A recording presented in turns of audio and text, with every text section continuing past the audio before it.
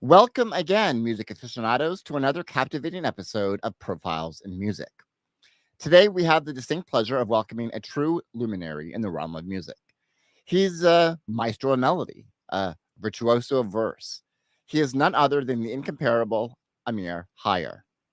Amir Higher isn't just an artist, he's, well, a phenomena. With a track record that reads like a symphony of success, he's left an indelible mark on the landscape of music. Take, for instance, his smash hit, I Am Ready. This anthem of empowerment not only conquered the charts in 15 countries, but ascended to the upper echelons of the UK charts, claiming a coveted spot in the top 30. And let's talk about that music video, a visual masterpiece that captivated audiences worldwide, amassing over 1 million views on YouTube and gracing the screens of television channels across the United States. But Amir's talents don't end there. Two of his original compositions found a home in the award-winning film Choices, which took home the Best Short Film accolade at the prestigious Cannes Film Festival. But wait, there's more. Brace yourself for his latest sensation, Can't See You. This infectious tune has already set the internet ablaze, garnering over 1 million views on YouTube and amassing a staggering 14,000 streams on Spotify. And did I mention his growing legions of fans? With 26,000 followers and counting on Instagram, it's clear that the world is tuning in to the magic of Amir Higher. What sets Amir apart is not just his chart-topping hits, but his ability to craft music that, well, resonates on a deeper level. His melodies are infectious, his lyrics poignant. Tune Loud magazine hailed I Am Ready as fun, uplifting, and hopeful, praising his sharp production and nostalgic lyrics. And with his distinctive blend of pop and EDM, Amir Higher isn't just making music, he's shaping the sound of tomorrow. His upcoming releases include multiple versions of Can't See You and the eagerly awaited Small Box, promised to captivate audiences once again. So, dear listeners, prepare to be enchanted, prepare to be inspired, as we embark on a journey through the melodies and memories with the one and only, the sensational Amir Higher. This is Profiles in Music, and the spotlight is shining brightly on a true musical marvel. Stay tuned for an unforgettable conversation with Amir Higher right here on Profiles in Music, and we'll be right back.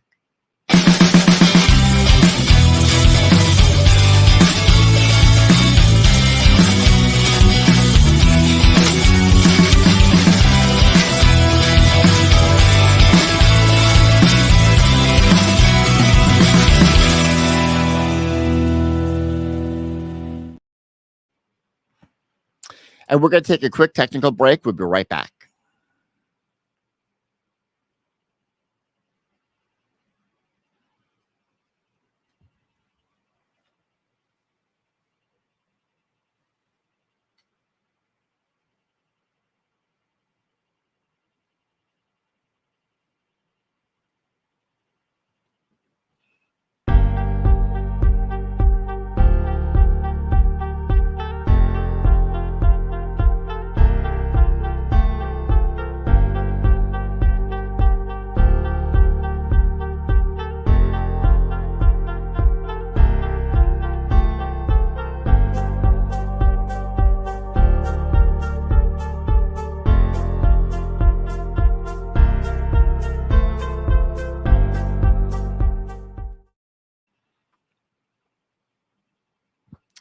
And we are back on Profiles in Music. And please, please, please stay tuned as we have an interesting conversation with Amir Higher. Amir, how are you doing today?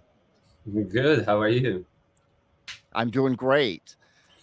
So, Yeah. your music I found incredibly inspiring, infectious, as I said in the monologue. Thank I have you. to ask you, what was the inspiration behind your breakout hit, I Am Ready? And what do you think resonated most with listeners around the world in that song?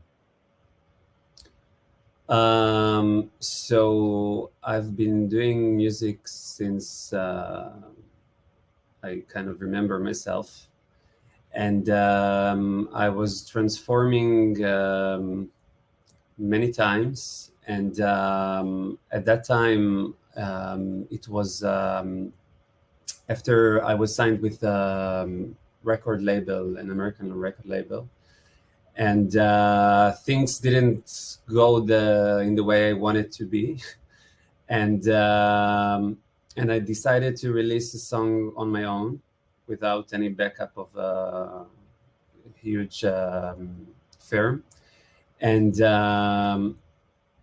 I felt that I'm ready to share my music to the world, and I don't want to wait anymore.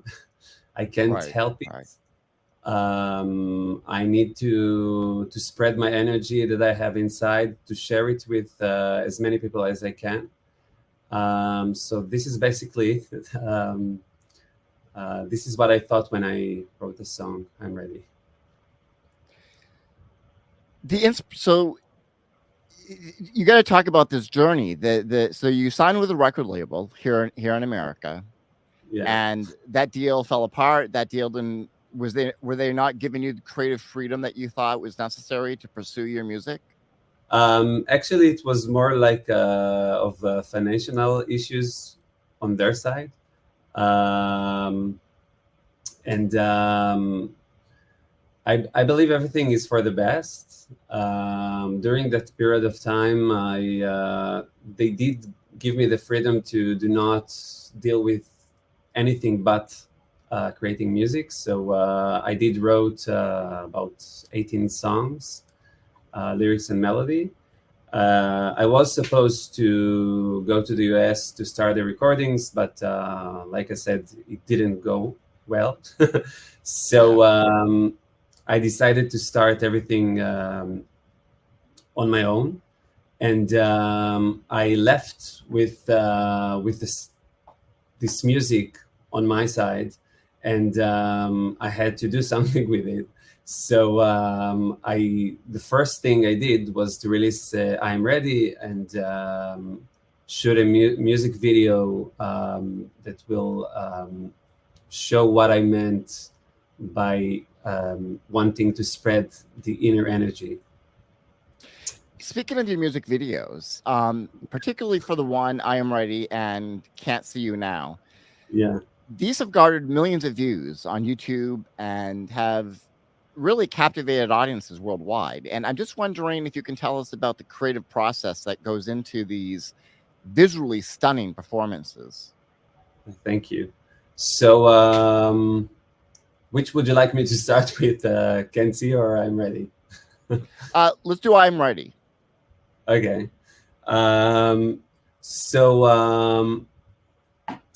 Well, I'm Ready. We thought of trying to demonstrate how the music is getting out of me and starting to make other people who's listening to the music dance. So the video is starting in the recording studio where I played the piano. And oh, I'm sorry, I forgot. Before that, in the intro of the video, I have like a bandage on my hand, and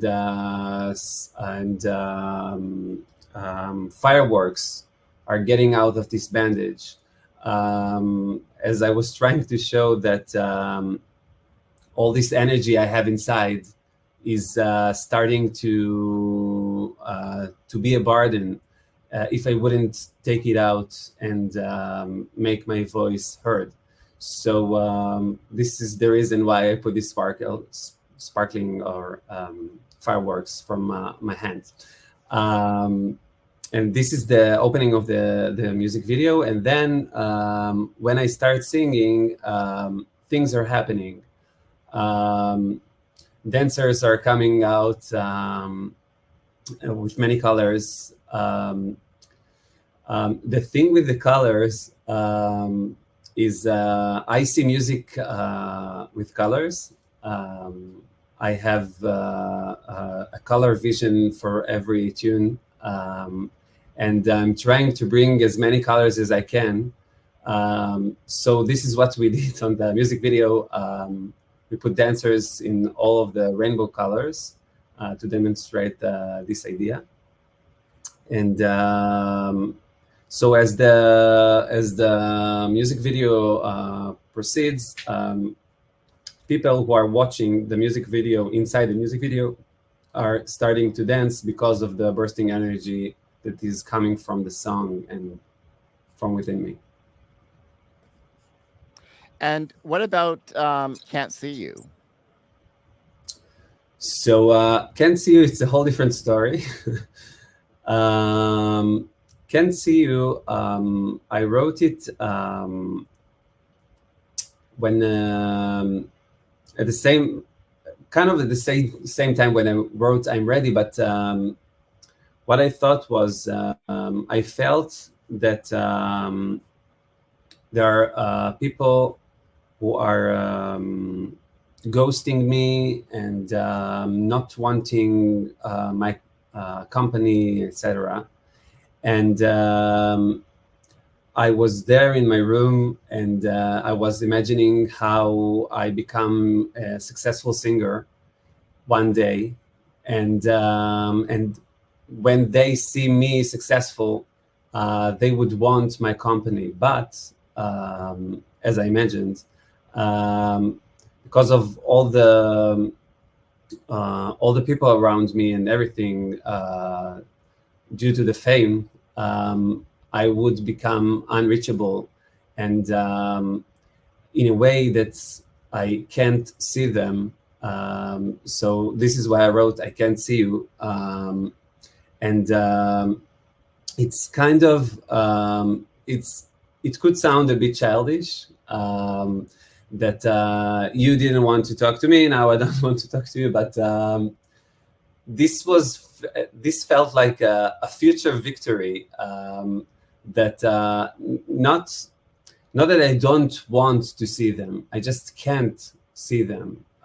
They did their best to ignore and everything, and now I'm in a position that that destiny put me in a position that I can't even see their actions to reach out. So this is what I meant on "Can't See You." What's your name? I can't remember. Is it you who didn't listen? Is it you who left me when I so needed? And the chorus is, I need to go. Don't bother, I won't be back. So the music video, actually, like you mentioned at the intro, I have 3 versions for this song. One is the original, which is like a party song. The other one is even more partier, like a remix club version, and the third version is acoustic version. So on the second music video, I just told the story explicitly, but the first original version, I wanted to use metaphors and not tell the story explicitly as a rejected boy. And what we see there is me performing on a club, and everything is animated. There are rabbits and dogs. The dogs are the VIPs on the video, and the rabbits are the more regular, down-to-earth people. And there's the one bunny rabbit there that is trying to see the show, but he's rejected. He's not belong to the. He doesn't belong to the high society. That he cannot afford a ticket. So he's trying to pick, but he gets kicked out, and suddenly he by mistake jumping on a table, and a bodyguard that is trying to chase after him cannot catch him until this bunny falls inside the stage, onto the stage, and suddenly everybody sees that he can dance very well and perform with me. And of course, you can understand that this bunny is me trying to sneak and steal the show. And in the music video, you see all the photographers and all the lights that visually I demonstrate what did I think about when I said the flashes are blinding. So we actually see this, and we see the VIPs trying to also reach out but cannot because everything is capsulated on the stage. Yeah, so this is basically it. Great. I'd like to go ahead and play I Am Ready. There's so many favorites that I have. So let's go ahead and start with I Am Ready.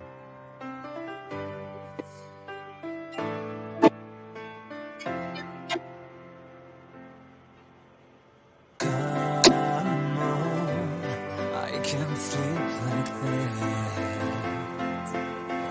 Come on, it's tearing me apart. I've been waiting for this all my life. I've been picturing myself too many times. I'm ready. I've got what it takes.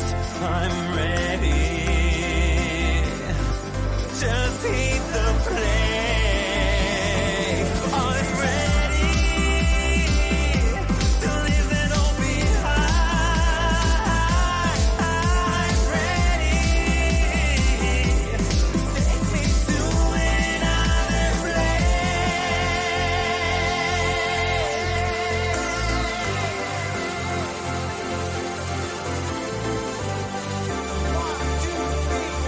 Let me walk the rails and carry it far and beyond all of the known. I'm in the brakes on the whole fast energies. Break through the walls, shake up the world. Let me walk the rails and carry it far and beyond all of the known. I'm in the brakes on the whole fast energies. Break through the walls, shake up the world.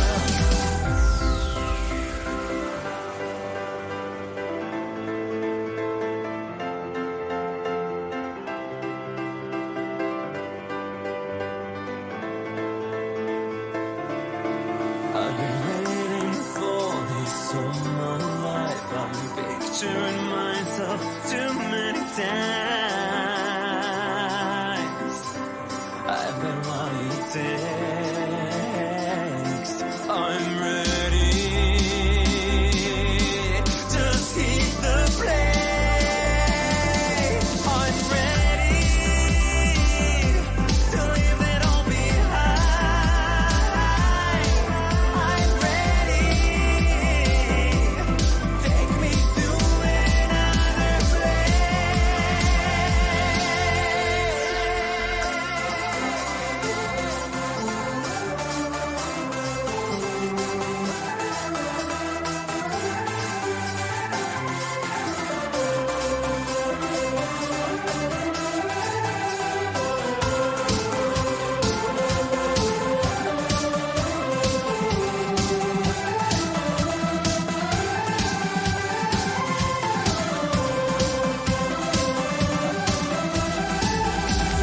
Let me hold the reins and carry it far and beyond all of the known. I'll make the rings on the whole set humanities. Break through the walls, shake up the world. Let me hold the reins and carry it far and beyond all of the known. I'll make the rings on the whole set humanities. Break through the walls, shake up the world.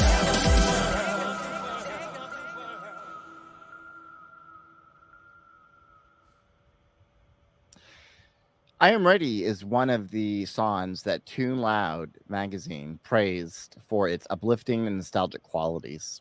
And I have to wonder, how do you navigate the balance between creating these catchy, infectious tunes and anthemic tunes and infusing deeper meaning into the lyrics? So, a good question. So, most of the times, except for a recent song that I'm working on these days, that will be released after Small Box. Most of the time, it's called On the Ladder. So most of the times, something bad had happened to me, and in order to release the bad feeling, I had to write it down, like some kind of therapy. It's very very helping to relax and calm down and put the sadness on a paper and forget about it. So this is from one hand, and from the other hand, from the outside, I'm a very positive person, always smiling, always trying to have to make fun, to make everybody happy around me. This is who I am. I don't know why, but this is who I am. I even sometimes people even told me, stop smiling, stop laughing. So this is who I am. So in my music, from one hand, I have the sad lyrics, okay, but I wanted to cover it as I like to think about it, like to sugarcoat it, okay, to serve it to you like a candy. So that's why I take the lyrics and put some super sweet, catchy music that will make you feel the most fun that I can possibly do. So this is a kind of contradiction between my lyrics and melody. And a few years ago, I was playing my music to friends to see what they think about it. And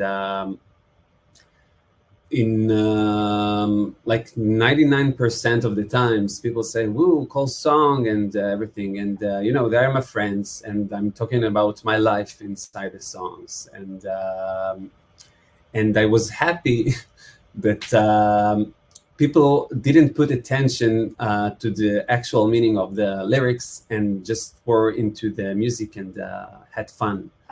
I did have a roommate that was a student for psychology, and he did listen to the lyrics. And after I played several songs and I wanted to get the feedback, "Whoa, cool, fun, like the tune, it's very catchy, etc." He said, "Are you right, Amir? Do you want to talk about it?" And I said, "Yeah." And I said, "Why are you saying it?" So he said, "It's screaming from your lyrics that not everything is good." So this was actually, I think, one of the few times that people asked me if everything is all right after I showed them my music. And second time happened on the second music video of Can't See You with the explicit version. It's a comics music video with real stories that happened to me and what I imagined that will happen in the future. So there also people really understood the story. Like, you cannot avoid it when you see this music video. You must understand the story if you pay attention. So there I did get the feedback. People who watched the music video, like, I received more feedback on the lyrics, and people who just listen on Spotify or any other platform just said, "Oh, it's so catchy, I want to dance," etc. So I hope it answers your question. Yeah, absolutely. I want to talk about your journey into music. Now, you composed your first song at, I believe, age 10. Did you not? Yeah. um, so I'm playing the piano slash keyboard since I was 5. Wow. Yeah.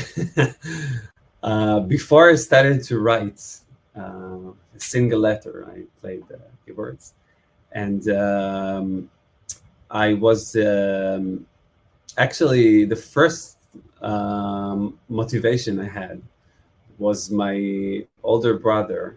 Actually, it goes back. My mother wanted to play the flute when she was a child, but it wasn't the top priority of her parents. So one time, my grandfather just gave her older brother money, told them, go to the music shop and buy flutes, and the shop was closed, and this was the end of her dream. And she promised herself that her children will get everything she couldn't. So my older brother went to many types of instruments lessons, and it wasn't his thing at all. He hated it, and and my mother was super disappointed. And I'm, as younger brother, wants everything his older brother has.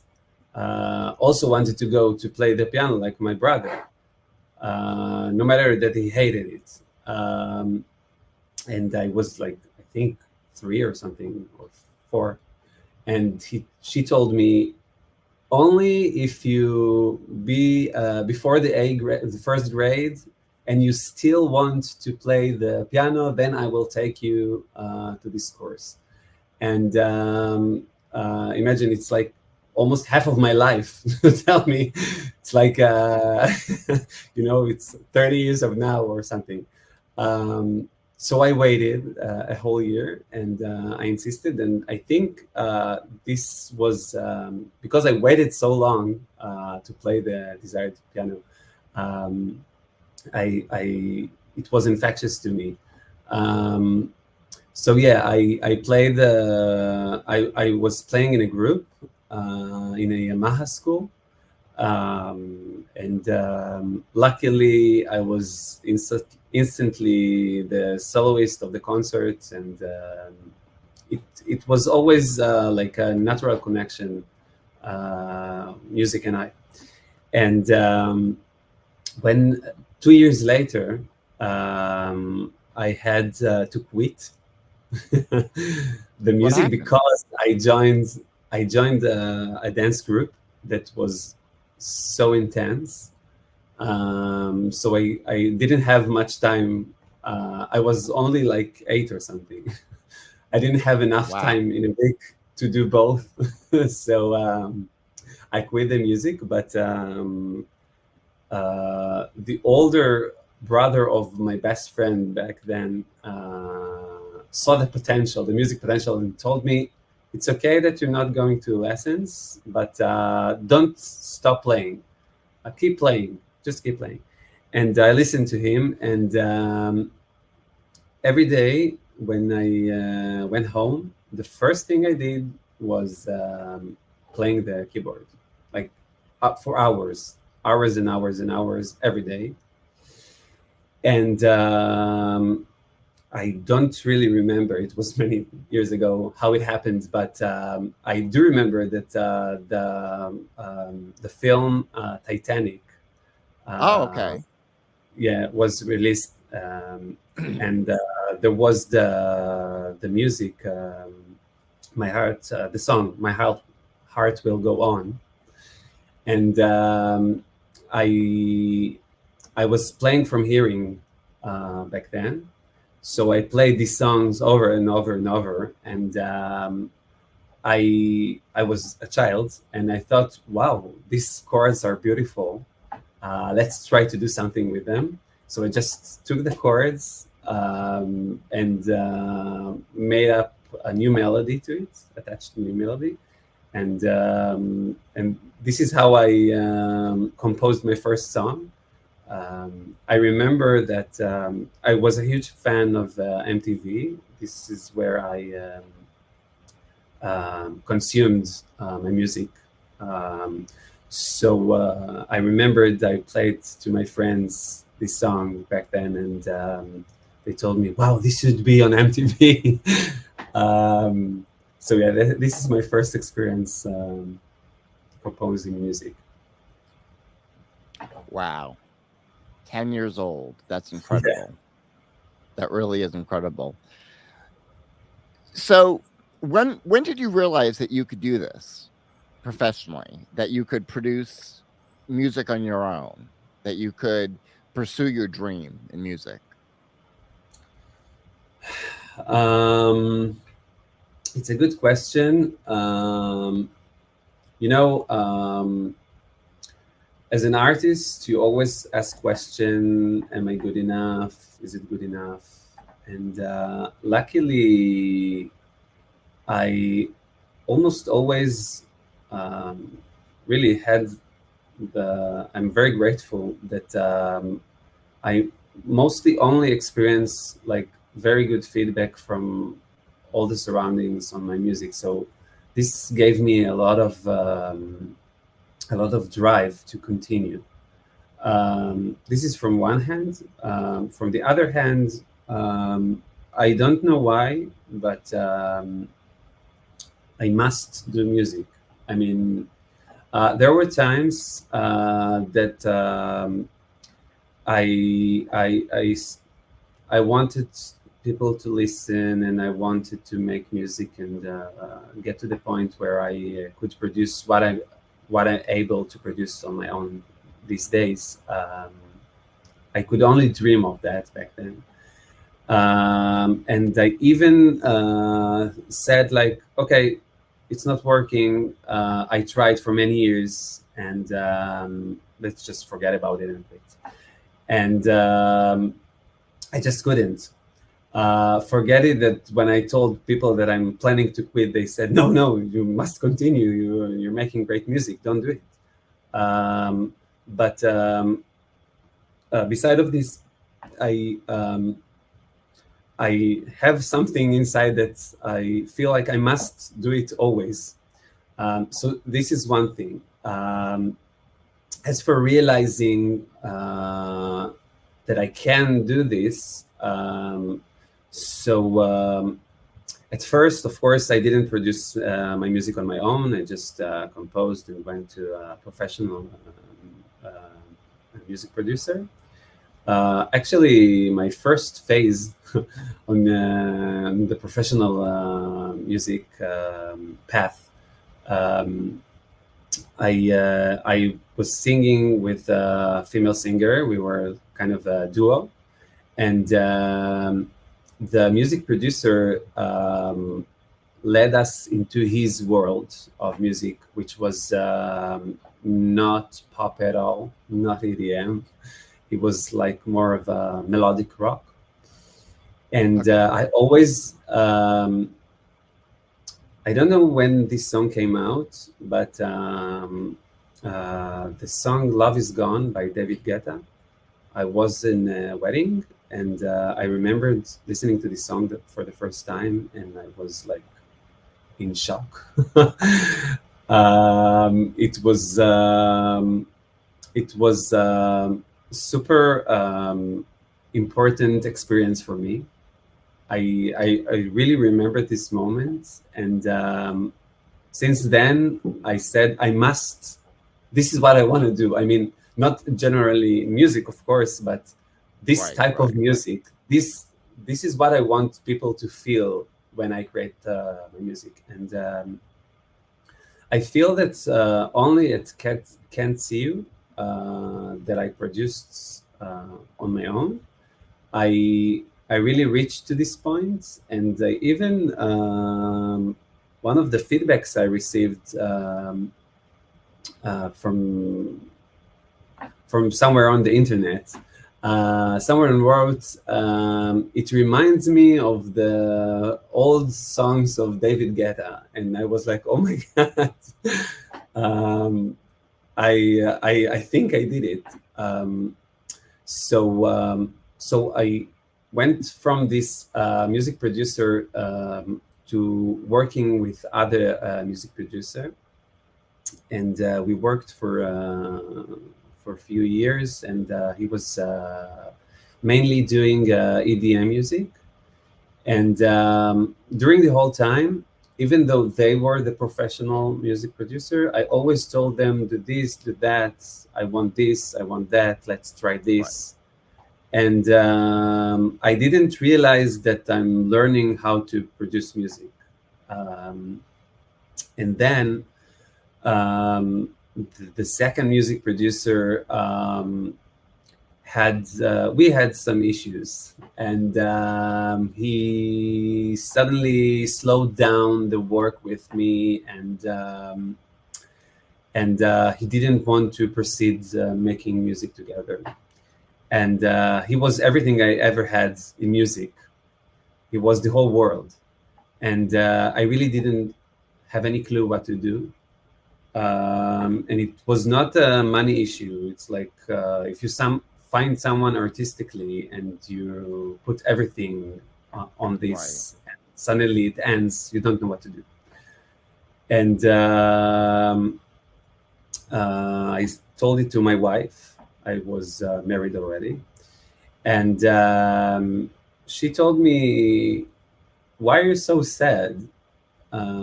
You tell him what to do all the time. It's like, what is your gap?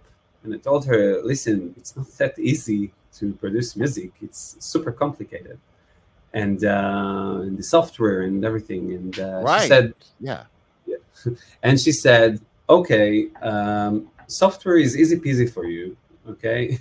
I did a degree in physics and material science. Oh, wow. Yeah. In the Technion, it's like the Israeli MIT. So she said, learning a new software, it's easy for you, and you know how to do music. You don't need him. Just try to do it. And I told her, like, what are you saying? You don't know what you're talking about, but okay, I'll try. And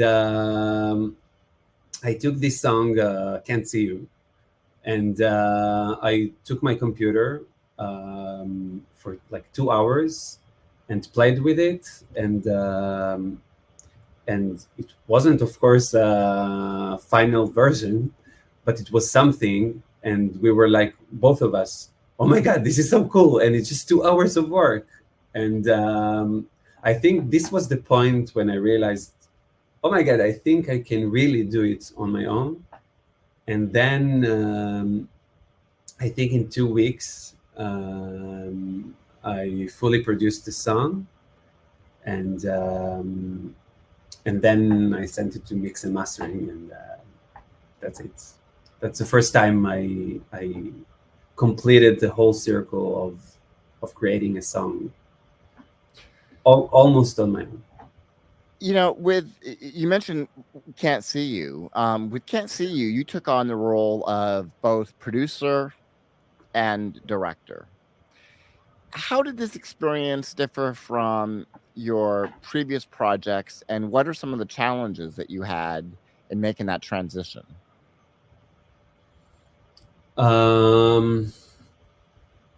So when you are the director of your own music video, it's from one hand, you don't need to talk to the actor, because you are the actor, so you know everything. You know what a song is about, and Right. and it's really natural, and everything is happening from one hand. From the other hand, the conflict is, a producer, 2 days ago, I went to record a new song, and I was in the music studio, and I sang a part. I sing it with another singer called Amber Rothschild. So I sang and everything, and then I put my heart on the table and on the microphone and everything, and then she entered behind the glasses and started to sing, and suddenly I became the producer, because I am the producer of the song. Actually, it's a co-production, but I'm one of the producers. So suddenly I sat like this, and it was like, I don't want to say easy, but easier than delivering as a singer or actor in the music video. So I think the conflict is you have to think differently. From one hand, if you are the character itself, you have to think, you have to experience the experience. You have to feel the experience. Right. And it's one state of mind. And as a director, it's not it at all. You see the picture, and you, it's also emotional, but it's much more sophisticated thinking, and very critic, and emotions are less important there. You have to judge: is it working? Is it not working? Do I like what I see? You suddenly become a viewer, a listener, and not someone who is experiencing his own experience and hoping that Right. someone will like it. So that's the conflict. That was the challenge, to try to think on both hats. And on my last music video, Small Box, that is about to release hopefully very soon, few weeks, the cameraman always stopped and told me, let's look at the frame. Tell me what you think. And I did, but I was kind of mad at him. Stop interrupting the scene. I mean, I'm experiencing something here, so stop it. But no, I had to really look at the frame to see if it's working or not. It's nice that I have an experience, but Right. at the end of the day, we need to get out with something. And by the end of this exhausting shooting day, I really thanked him for doing this. And after, when I went to editing, I was not at all the person inside the picture or whatever. So yeah. That's fascinating that you can go from these different directions with a project. Because I know that as an artist, you get very invested in the project that you're doing. And so when you Yeah. take on these different roles, you've got all these different strings pulling you in different directions. Yes. Yes. So it's absolutely incredible that you can handle all of that with such grace and wisdom that you do. I think that's a true credit, a testament rather to your craft. You teased the release of Small Box, Yeah. and as well as different versions of Can't See You. And I'm just wondering, what can fans expect from these new tracks, and how do they fit the evolution of your sound as an artist? Interesting question. Because there is an evolution, I think. To my opinion, in general, this whole journey, I feel like the music and the videos, but more of it, the music, it's like a sculpture that I'm making better and better and better and better, and I'm You didn't ask, but but my point of view on art in general, I like fine art. I mean, I believe that there is a true beauty in the world, and it's not subjective at all. So I think that I'm more of like discovering the songs rather than making them. Um, I mean, I don't believe I look at it a bit like math, that you or physics, that you discover something. You don't. I mean, Albert Einstein didn't invent the photons. Okay, he just find out their reaction. Um, so I feel, I don't know if it's true, okay, but I feel like I'm discovering the music and just giving it to others. Um, so I actually forgot what was the starting point of the question. Oh, I was just wondering how the new tracks, the what fans evolution. can expect, how that kind of progresses with your evolution. Yeah, exactly. So one of the things of the evolution, so from one hand, I want catchy music that will make you do like this the second you start the track. So this is from one hand. From the other hand, during the years, at first I thought that more is more, and the more layers you add to your music, the better, and put more color, and people will enjoy more and more. And I want to give everything I could, and let's put violin and piano and synthesizers and bass, this bass and that bass, everything together, Right. and everything will work together. So and one mixer that I worked with, one mix engineer, sorry, he told me, listen, you need to have like 4 tracks. It's not really true, okay? Every song that I'm working on, it's like 30, 40 tracks. But essentially, something that really physically grabs your ears, okay? It's about 4 tracks that you can really listen to. And he really changed my point of view. And in small box, I wanted to give this experience to the listener. I wanted to give him as much experience with as much silence as I could in the music. I mean, the music is not silent at all. It's very uplifting, and like I do, and like I did in previous songs. But there's a lot of quiet in between everything. And this song starts with nearly almost vocal production and some finger snaps. That's it. My finger snaps, by the way. So this is from one hand. The other thing that I think is kind of evolution, I listened to Timbaland. He had some kind of lecture that I watched a few years ago.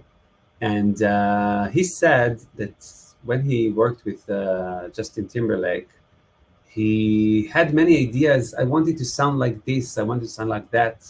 And he had the sound in his head, but he didn't think of any instrument that could produce this type of sound. So he just produced it with his mouth and hands and everything. And this is very super inspiring for me.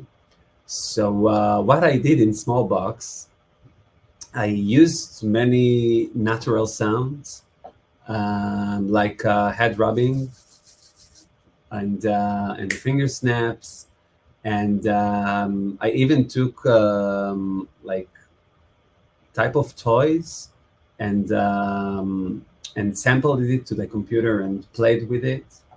And I think it wasn't my intention. I in general, I'm not trying to be unique because I think it's impossible. I mean, the best thing you can do is be yourself. So Yeah. this is the only thing I can do. Um, but I did get some feedbacks that people say it's unique because I I just played with instruments. I mean, not official instruments, not piano and everything. I do have piano in the song later on, but um, I I experienced some toys that produce sounds, different sounds, and I put it together. And I think if you listen and thinking, it could be an interesting experience. I hope it will for the listeners. Actually, I'm Well, eager to listen already. I for one can't wait to hear it. So I'm looking forward to that. Um, we're running out of time a little bit, and I want to get to your two more songs that you have. Can we go ahead and give a listen to "Can't See You" since we've been Sure. talking about that? Yeah, that's it.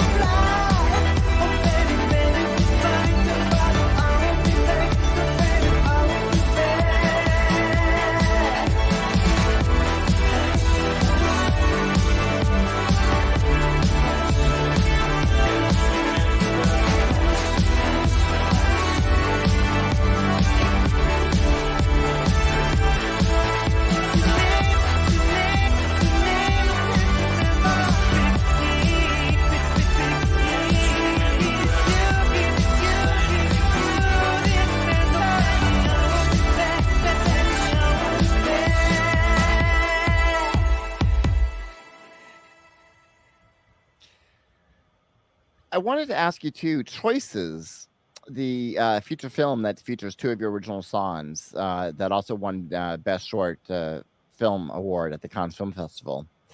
How did it feel to have your music contribute to such a prestigious project? And Do you envision yourself doing more, seeking more opportunities in the realm of film and television? Um, so, how does it feel? It's a very good question. You know, I live outside of the US, and the world is very big. And you mentioned earlier the top 30 in the UK charts, and radio shows that, I mean, everything happened outside of my country. Um, so I barely experience like face-to-face feedbacks. I mean, my feedbacks are online and like right now, and so when these things happen, I'm like super excited. But once it's over, I don't really live the experience. I talked to a coacher a few months ago, and we said that I must, um, live the dream. I mean, not live the dream, but um, experience the good experiences more, like to really feel it. And I do, but for too short time. Um, so so yes, I was super excited, and it was overwhelming. For example, I think it's things that you can't really realize it um, till the end of it. I mean, when you have music video that million people watched, I don't think it's something you can imagine. I mean, I can't. Okay, I Right. cannot imagine. If I see five people in front of me and says "Wow," and I'm like overwhelmed, like 1,000 people in the crowd, and I said "Whoa," and most of the times they're in the dark, and I'm like inside a bubble, and I, I mean, I don't experience it from the outside. So, so it's very exciting from one hand, but from the other hand, after I, after a very short amount of time, I go back to my daily life and not experiencing it. I hope it answers your question and the first Yes. question. And for the second question, of course, I would like to put as many music in film as I can. Yes, it's something that I'm aiming for. Yeah. Perfect. Where can people find you? Where can people find your music? So digitally, like in every platform, Spotify, Apple Music, um, YouTube, um, several radio stations that I cannot even track, so I'm not sure where. Um, and but the easiest way is just um, whatever is your favorite music platform, just go there and type Amir Higher, like the opposite of lower. And as you can see here in this on the screen, and that's it. Easy peasy. You find my music. Please check out Amir Higher. We're going to close out with another one of his songs. This is a remake, actually, called Africa. And, I have to say, Amir, I like this version better than the original. Oh my God. Thank you. So I want to thank you so much for joining us today. You've been so gracious with your time. And again, I'm a huge fan of your music. Thank you so much. Ladies and gentlemen, Africa.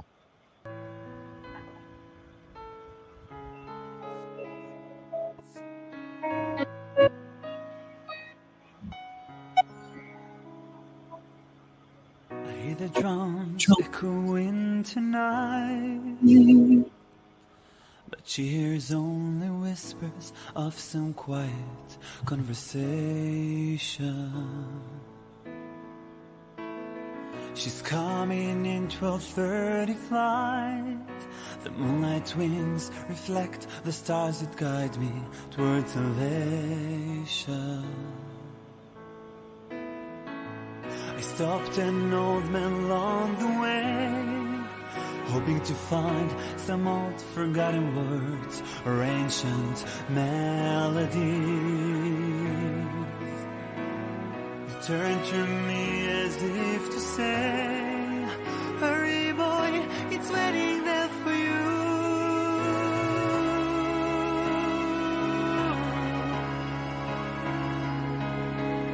It's gonna take a lot to drag me away from you.